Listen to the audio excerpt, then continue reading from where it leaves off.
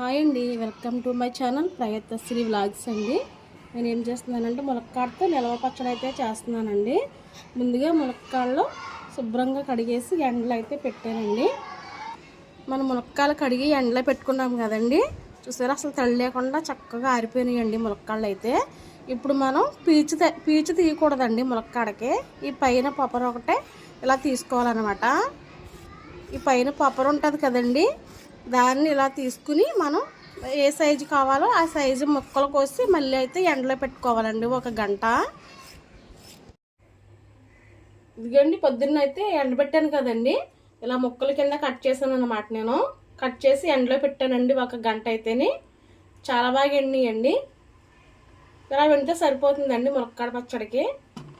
దాంట్లో కావాల్సినవండి కారం, సాల్ట్, మెంతులు, ఆవాలు, వెల్లుల్లిపాయలు, చింతపండు, వేరుశనగ ఆయిల్ అండి.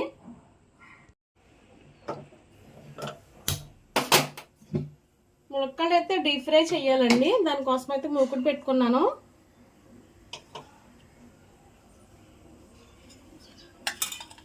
వేరుశనగ నూనె అండి, వేరుశనగ వాడతారు కదండి పచ్చళ్ళకి, వేరుశనగ అయితేనే బాగుంటుంది.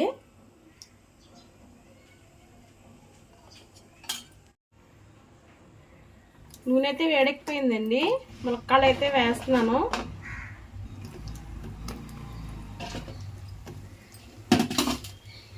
నేనైతే 4 ములక్కాడలు తీసుకున్నానండి. ఇవి కూడా చక్కగా సిమ్లో పెట్టి వేయించాలండి. సిమ్ అంటే మరీ సిమ్ కాదు, మీడియంలో పెట్టాలండి.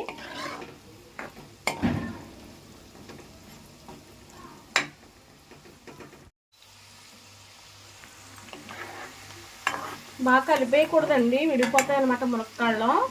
చక్కగా పక్క నుంచి అలా కలుపుకుంటూ వేపుకోవాలండి. మనం నూనెలో వేసేసి అలా వదిలేసినా ఒక పక్కే వేగుతాయండి, రెండో పక్క వేగవు. చక్కగా ఇలా కలుపుకుంటూ వేపుకోవాలండి.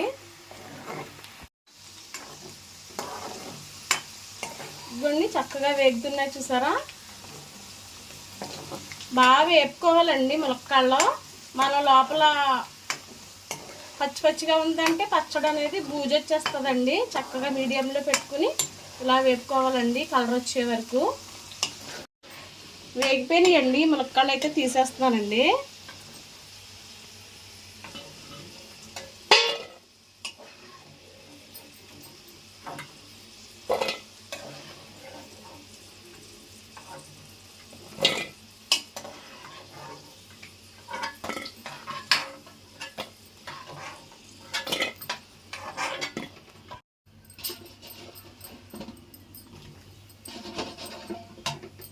మిగిలిన ములక్కాడలు కూడా వేసేసుకుని ఇవి కూడా అలాగే వేయించుకోవాలండి.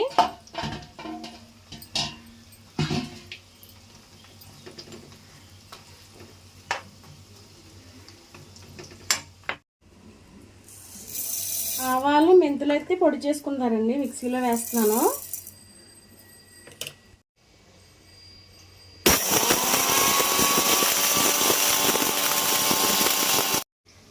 వెల్లుల్లిపాయలు కూడా పేస్ట్ వేసుకోవాలండి.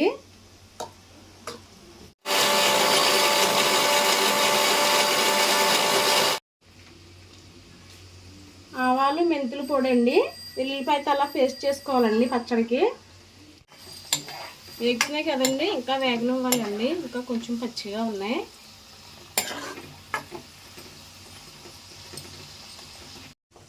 ఈ చింతపండు అయితే నేను బాగా శుభ్రంగా కడుక్కున్నానండి, ఎందుకంటే చింతపండులో ఈసుకుంటుంది కదండి, బాగా కడిగి పెట్టుకున్నానండి. ఇందులో పిక్కలు, ఈసులు ఉంటాయి కదండి, అవి కూడా తీసాను. ఇప్పుడు దీన్ని కూడా మనం మిక్సీలో వేసుకుందామండి.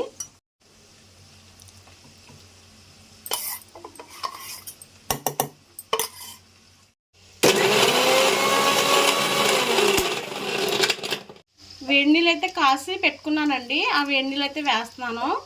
ఎందుకంటే బాగా మెత్తగా అయిపోవాలండి చింతపండు, చల్లనీళ్ళు వేయకూడదండి. ఇవి కూడా వేగిపోయినాయండి, తీసేస్తున్నానండి ఇవి కూడా.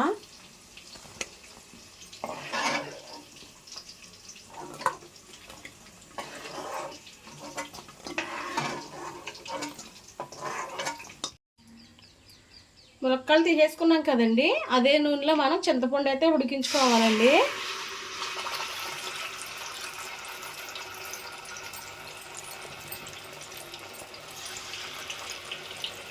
చింతపండు బాగా ఉడికించుకోవాలండి, చక్కగా దగ్గరికి అయిపోవాలన్నమాట.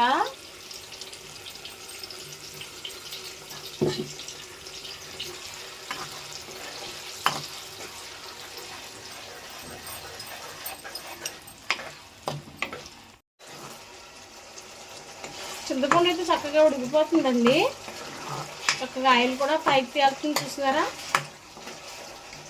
ఇదిగోండి ఇలా ఉడికించుకోవాలన్నమాట.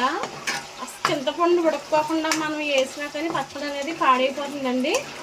బాగా ఉడికించాలండి, ఎందుకంటే మనం వాటర్ వేసి మిక్సీ చేసాం కదండి, అందుకే నూనెలో బాగా వేపాలండి దీన్ని. ఇప్పుడు ములక్కాడలైనా కలుపుకోవాలండి మనం. ఉప్పు, కారం, మెంతిపిండి, ఆవపిండి, వెల్లుల్లిపాయ పేస్టు, ఇలాగ చింతపండు చల్లారుతుంది కదండి, ఇలాగ మనం ఇందులోకి ఇవన్నీ కలిపేసుకుందారండి. కావాల్సినంత సాల్ట్ చూసి వేసుకోవచ్చండి, ఒకసారి ఎక్కువైపోతే మళ్ళీ పచ్చడి బాగోదు కదా. ఆవపిండి, మెంతిపిండి అండి, వెల్లుల్లిపాయ పేస్ట్ అండి. వెల్లుల్లిపాయలు మామూలుగా ఒలుచుకుని కూడా వేసుకోవచ్చండి, ఇలా పేస్ట్ వేసుకున్నా చాలా బాగుంటుంది అనమాట టేస్ట్ అనేది. కారం,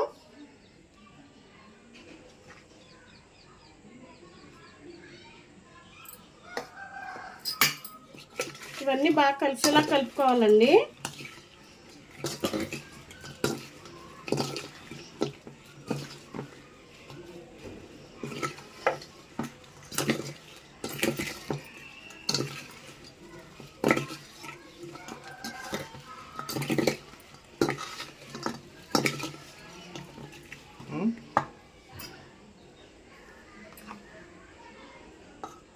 కారం అయితే మళ్ళీ వేస్తున్నానండి, సరిపోయినట్లేదు.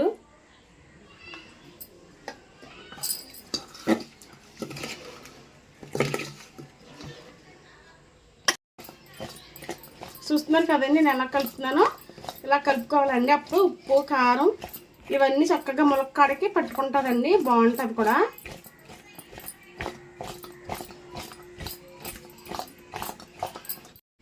చింతపండు కూడా రెడీ అయిపోయింది కదండి, కట్టేసాను. ఇది బాగా చల్లారిపోయిన తర్వాతే మనం ఆ గుజ్జులో కలుపుకోవాలండి. వేడి మీద ఉండగా అస్సలు కలుపుకూడదండి, పచ్చడి అనేది పాడైపోతుంది అనమాట, బాగోదు.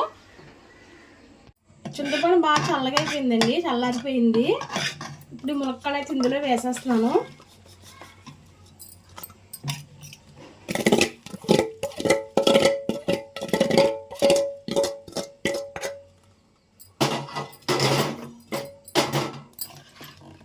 ఇది అంతా మొత్తం కలిసేలా కలుపుకోవాలండి, పులుపు వీటికి అన్ని పట్టేలాగా.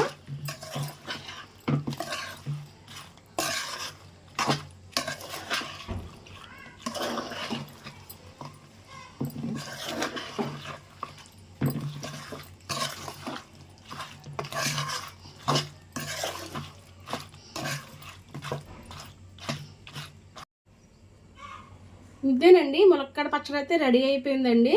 వెంటనే తింటే బాగోదండి, 3వ రోజుకైతే బాగుంటుంది. నా వీడియో మీకు నచ్చినట్లయితే లైక్ చేయండి, షేర్ చేయండి, సబ్స్క్రైబ్ చేయండి. Thank you for watching.